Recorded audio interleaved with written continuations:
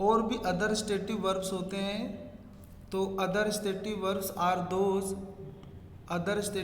Are those that express emotion. और भी stative verb होते हैं जिनमें इमोशन होता है, पजेशन होता है, कोग्निशन होता है एंड स्टेट्स और क्वालिटीज़ बताता है। ठीक है, तो ये सब स्टेटिव वर्ब यानी लिंकिंग वर्ब होते हैं। तो लाइक्स ओल्ड मूवीज़। तो सी लाइक्स ओल्ड मूवी, ये जो लाइक है ये आपका स्टेटिव वर्ब है, क्योंकि ये सब्जेक्ट के बारे में बता रहा है कि सब्जेक्ट को यानी सी को पुरानी फिल्में पसंद हैं। ऐसे लिखा है दे ऑन 3 कार्स, ये जो ऑन है ये अब पोजेशन यानी अधिकार बता रहा है, तो ये भी आपका स्टेटिव वर्ब है, सब्जेक्ट के बारे में जानकारी बता रहा है उसके पास कितनी कारें हैं। ऐसे लिखा है आई अंडरस्टैंड द इशू। तो अंडरस्टैंड क्या है, सेंस है। तो हमने देखा यहाँ पे पोजेशन भी हो सकता है, कॉग्निशन हो सकता है, इमोशन हो सकता है, स्टेट और क्वालिटी हो सकता है, तो सेंस हो सकता है। तो यहाँ पे अंडरस्टैंड एक सेंस है। ठीक है, तो आई अंडरस्टैंड द इशू ये भी आपका स्टेटिव वर्ब है। Your happiness depends on doing something you enjoy. तो यूअर हैप्पीनेस डिपेंड्स, ये जो डिपेंड्स है ये आपका कोग्निशन हो गया।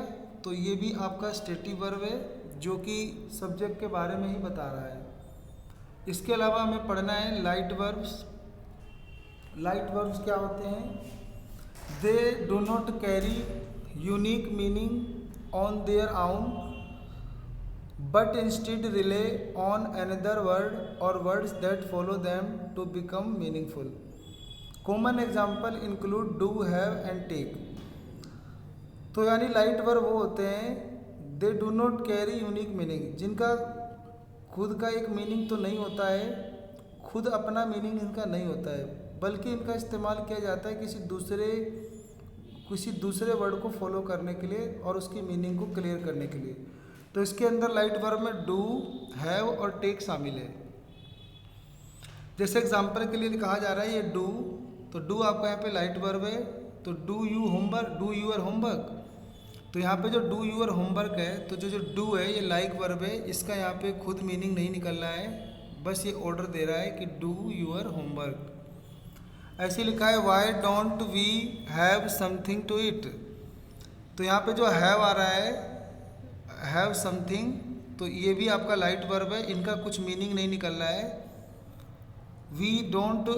Y don't we have something to it. ऐसे लिखा है I took a shower before breakfast. तो यहाँ पे भी जो टुक है और हैव है और डू है, इन तीनों का इस्तेमाल जो है इनका यहाँ पे कंप्लीट मीनिंग नहीं निकल रहा है, बस ये जो है ये हेल्प कर रहे हैं एक मीनिंग बनाने में। तो ऐसे वर्ड जो दूसरों को हेल्प करते हैं एक सेंटेंस को कंप्लीट मीनिंग बनाने में, इनको लाइट वर्ब कहा जाता है। ठीक है, अब हम पढ़ेंगे यहाँ से फ्रेजल वर्ब क्या होते हैं। फ्रेजल वर्ब वो वर्ब होते हैं दैट पेयर विद प्रीपोजिशन और particles to create unique specify meaning. तो फ्रेजल वर्ब जो होते हैं वो प्रीपोजिशन के साथ आते हैं या किसी पार्टिकल के साथ आते हैं और ये ना एक यूनिक या स्पेसिफिक मीनिंग शो करते हैं।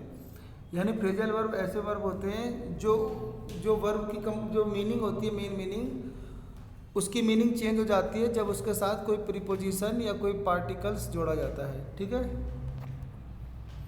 पार्टिसिपल्स जोड़ा जाता है। ठीक है, आगे लिखा है कि there are largely idiomatic which means that they do not make literal sense according to their individual part. तो ये बहुत सारे मुहावरे, इडियोमेटिक मतलब मुहावरे के रूप में आते हैं, अधिकतर ये मुहावरे के जैसे होते हैं। तो इनका खुद का जो मीनिंग होता है वो अलग होता है, लेकिन फ्रेजल वर्ब बनने से इनका मीनिंग ना बिल्कुल अलग हो जाता है, जो इनका वास्तविक मीनिंग होता है उससे अलग मीनिंग निकलता है। I can't believe that you are giving up. तो गिविंग अप का मतलब होता है हार मानना। अगर सिर्फ गिविंग जाने तो गिविंग माने देना होता है, लेकिन गिविंग माने होता है हार मानना। तो देख रहे हो, तो यहाँ पे इसके साथ एक प्रीपोजिशन अब जुड़ने से इसका मीनिंग चेंज हो गया। तो ऐसे वर्ब जिनके साथ कुछ प्रीपोजिशन जोड़ा जाता है और इनका मीनिंग चेंज हो जाता है, तो इन्हें फ्रेजल वर्ब कहते हैं। तो ये फ्रेजल वर्ब है गिविंग अप। तो I can't believe that you are giving up, मुझे विश्वास नहीं हो सकता है कि तुम हार मानते हो, हार मान रहे हो या हार मानते हो। ऐसे लिखा है द प्लेन टुक ऑफ, ठीक है। टुक ऑफ, टुक ऑफ मतलब था उड़ान भरना। वैसे तो टेक माने लेना होता है ना, लेकिन टुक ऑफ मतलब उड़ान भरना। The plane take off an hour late, तो जो प्लेन है वो 1 घंटे देर से उड़ान भरेगी, ठीक है, या भरी। He has been looking after his mother, looking after होता है देखभाल करना, तो वो अपनी मम्मी की देखभाल करता है। तो यहाँ पे लुकिंग आफ्टर मतलब देखभाल करना। वैसे तो लुकिंग का मतलब होता है सिर्फ देखना, लेकिन इसके साथ प्रीपोजिशन आफ्टर जुड़ने से इसका मीनिंग हो गया देखभाल करना, और ये फ्रेजल वर्ब है। तो फ्रेजल वर्ब जो होते हैं वो अपना डिफरेंट मीनिंग व्यक्त करते हैं सेंटेंस में। Stop picking on your brothers, ठीक है। तो कहता है अपने भाइयों को पिकिंग ऑन करना है, यानी चिढ़ाना सताना बंद करो, ठीक है। तो ये जो पिकिंग ऑन है ये फ्रेजल वर्ब है, क्योंकि वर्ब प्रीपोजिशन से बना है या वर्ब और कुछ पार्टिसिपल से बने होते हैं या पार्टिकल से, ठीक है। इसके अलावा जो हमारा मेन उद्देश्य है जो आपको पढ़ाना है वो है आपका नॉन फाइनाइट वर्ब। तो नॉन फाइनाइट वर्ब के बारे में पढ़ेंगे। तो एक होता है इन्फिनेटिव जो कि 2 + V1 से बनता है। फिर एक होता है जीरंड जो कि वर्ब की फर्स्ट फॉर्म और ING से बनता है।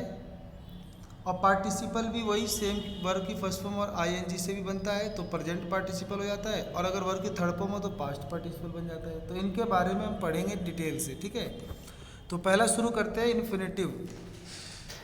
An infinitive is a verb, कहता है an infinitive is a verb, एक इन्फिनेटिव एक वर्ब होता है या वर्ब का फॉर्म होता है। And that work as a noun और प्रोनाउन इन ए सेंटेंस, और वो सेंटेंस में जैसे नाउन प्रोनाउन इस्तेमाल होते हैं तो एक नाउन प्रोनाउन की तरह ही ये इस्तेमाल होते हैं। जैसे एग्जांपल के लिए लिखा है हमने to teach is an art, to teach यानी सिखाना एक कला है। तो to teach is an art, तो जो टू के साथ जो टीच यानी वर्ब की फर्स्ट फॉर्म लगा है बेस फॉर्म, तो जो जब भी टू और वर्ब की फर्स्ट फॉर्म देख रहे हो ये सब्जेक्ट के स्थान पे आया है, तो ये बिल्कुल ये सब्जेक्ट के स्थान पे आया है और ये नाउन की तरह काम कर रहा है, क्योंकि नाउन सब्जेक्ट की तरह आते हैं, तो इसको कहा जाएगा infinitive. According to uses infinitive is divided into 2 form. तो इसके इस्तेमाल के आधार पर हमने इसके 2 भागों में पढ़ सकते हैं, 2 रूपों को पढ़ सकते हैं। पहला रूप होता है 2 + V1 आना, तो जब भी 2 + V1 आएगा तो फुल इन्फिनेटिव कहलाएगा। और अगर 2 नहीं आएगा सिर्फ वर्ब की फर्स्ट फॉर्म आता है तो उसे कहते हैं बेयर इन्फिनेटिव, ठीक है। तो इन्फिनेटिव को हम उसके रूपों के आधार पर 2 भागों में बांट सकते हैं। एक फुल इन्फिनेटिव जब वो 2 और प्लस वर्ब की फर्स्ट फॉर्म दोनों आते हैं, और बेयर इन्फिनेटिव जब विदाउट 2 यानी बिना 2 के आता है, सिर्फ वर्ब की फर्स्ट फॉर्म का इस्तेमाल किया जाता है। तो कुछ रूल्स एंड यूजेस पढ़ेंगे हम। A full infinitive can be use as the subject of a sentence. एक जो फुल इन्फिनेटिव होता है यानी 2 + V1 कैन बी यूज, उसका इस्तेमाल किया जा सकता है as the subject of a sentence, एक सेंटेंस के सब्जेक्ट की तरह इस्तेमाल इसे किया जा सकता है। जैसे to teach is an art, कि जो सीखना है वो कला है, तो ये जो सब्जेक्ट की जगह आया है क्योंकि ये वर्ब है, मेन वर्ब है, और मेन वर्ब से पहले सब्जेक्ट आता है, तो सब्जेक्ट की तरह आया है। A full infinitive can be use as the object of a sentence also. तो कहता है कि एक फुल इन्फिनेटिव का प्रयोग एक सेंटेंस में ऑब्जेक्ट की तरह किया जा सकता है, यानी वर्ब के बाद। तो आई वांट टू टीच, तो ये आई क्या हो गया सब्जेक्ट, वांट हो गया वर्ब, और टीच क्या हो गया एकदम ऑब्जेक्ट। अगर हम यहाँ पे कुछ और चीज़ें लिख दें, आई वांट ए कार, तो वहाँ पे ऑब्जेक्ट हो जाएगा ये कार नाउन। तो ऐसे नाउन की तरह काम कर रहा है टू टीच। तो जो टू टीच है ये आपका फुल इन्फिनेटिव है, जिसका इस्तेमाल एक ऑब्जेक्ट की तरह भी किया जा सकता है। A bare infinitive can't be use as a subject of a sentence, लेकिन कभी भी एक बेयर इन्फिनेटिव यानी सिर्फ वर्ब की फर्स्ट फॉर्म का कभी भी प्रयोग यूज, कांट बी यूज यानी प्रयोग नहीं कर सकते हैं as the subject of a sentence, एक सेंटेंस के सब्जेक्ट की तरह इनका इस्तेमाल नहीं किया जा सकता है, ठीक है। Rule number 4, a bare infinitive comes as the object of a sentence. एक बेयर इन्फिनेटिव का इस्तेमाल ऑब्जेक्ट की तरह हो सकता है।